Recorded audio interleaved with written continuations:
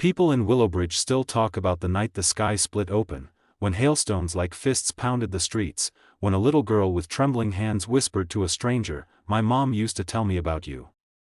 And that stranger was the man who had sworn he'd never be anybody's hero again. Chapter 1. The storm came without warning. It moved like a furious animal over the small town, ripping branches, denting cars, and turning sidewalks into glittering sheets of ice. Most people ran indoors, pulling curtains tight and praying it would pass.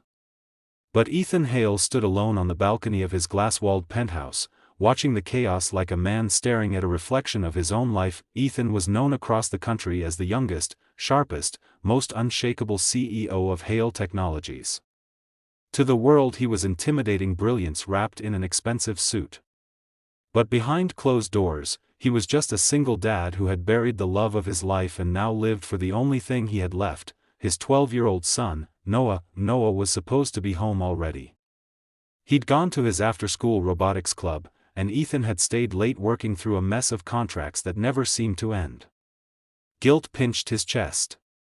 What kind of father was too busy to pick up his own child? Lightning cracked. The city lights flickered, then Ethan's phone buzzed. One new message: "Dad, I'm safe at the library until the storm stops." Relief washed over him. But before he could reply, a sound rose above the storm, a scream so sharp it cut straight through the glass. Ethan froze. Another scream. High-pitched. Terrified that he didn't think. He just ran, down the stairs, through the lobby, out into the icy wind that sliced like broken glass. Hale hammered his shoulders, stinging, bruising, but he pushed forward toward the sound. That's when he saw her. A tiny girl, no older than 7, curled on the sidewalk beside an overturned bicycle. Her jacket was thin, her hair plastered to her face, her small hands raised over her head as hailstones crashed around her like falling bullets. Ethan's breath caught. No child should be alone in a storm like this. He sprinted toward her, shielding her with his body as he crouched. "Hey, sweetheart," he shouted over the roaring wind. "You're okay. I've got you." She trembled like a leaf. When she looked up at him, her big brown eyes held something eerie. "Recognition, are you?" "Ethan Hale," she whispered. He blinked. "How do you know my name?" She didn't answer at first. She simply put her arms around his neck, clung to him like she'd been waiting for him her entire life, and murmured into his shoulder, soft, shaking, heartbreakingly certain, "My mom used to tell me about you." Something in Ethan's chest cracked open. He didn't know her. But she seemed to know him. And that terrified him more than the storm. He carried her inside the nearby building, wrapping her in his coat. She coughed, shivering violently. "What's your name?" he asked. "Lila." "Lila, where's your mom? Does she live close? Can I call her?" Lila shook her head slowly, eyes filling. She's not here anymore." The raw pain in her voice set off alarms inside him. Ethan had heard that kind of breaking before, inside himself after the accident that stole Noah's mother 3 years ago. "Okay," he said gently. "Then we'll keep you safe until we figure things out. I promise." Lila studied him again with that strange familiarity. "Mom always said you were kind. She said, if I was ever scared, you'd help me." Ethan felt the world tilt. Who was this woman? Why had she talked about him? Before he could ask more, Lila suddenly winced and grabbed her side. When he moved her coat, he saw a bruise spreading along her ribs, dark and ugly. "Did someone hurt you?" Ethan asked, voice tightening. Lila hesitated, then nodded, and Ethan Hale, the man known for keeping every emotion locked behind steel walls, felt fire ignite in his blood. "Who did this?" he whispered, but Lila forced herself to sit up straighter, wiping her cheeks. "Mom said not everyone is strong alone. She said, sometimes the right people find each other during storms." Ethan swallowed hard. Because those were almost the exact words his late wife had once told him. The storm howled outside, but inside, something far more powerful shifted, a feeling Ethan thought he'd buried years ago: responsibility, connection. A sense that this little girl had walked directly into his life for a reason he didn't yet understand, and he knew one thing with absolute clarity: He wasn't letting her out of his sight. Chapter 2 By the time the storm eased, paramedics had checked Lila's injuries. Nothing broken, but she needed rest, warmth, and food.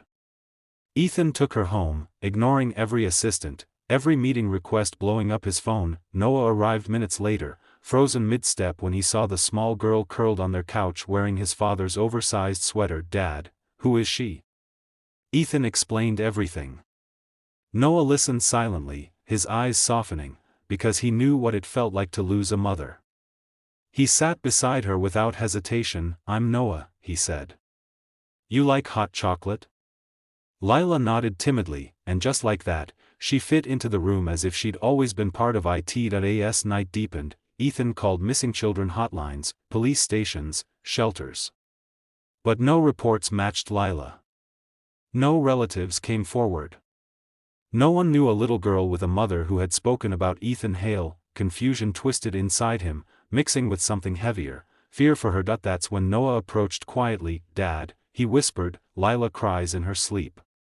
Ethan found her curled on the bed, whispering a name through clenched teeth. "Mom, Mom, please come back."